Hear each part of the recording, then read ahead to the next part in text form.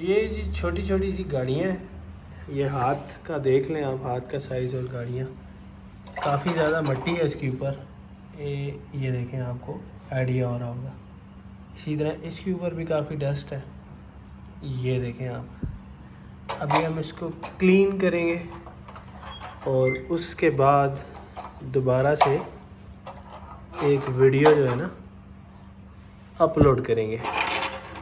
आप देख सकते हैं ये कितनी गंदी हो गई है गाड़ियाँ पड़ी पड़ी ना, ये देखें आप।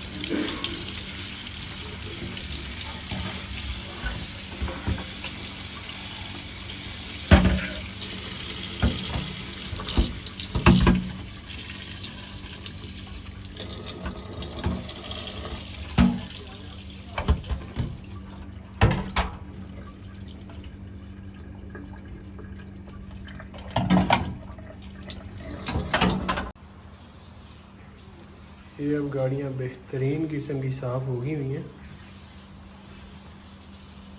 देख सकते हैं आप इसको कैसे अब शाइन कर रही हैं। रिफ्लेक्शन भी आप चेक करें, ये देखें।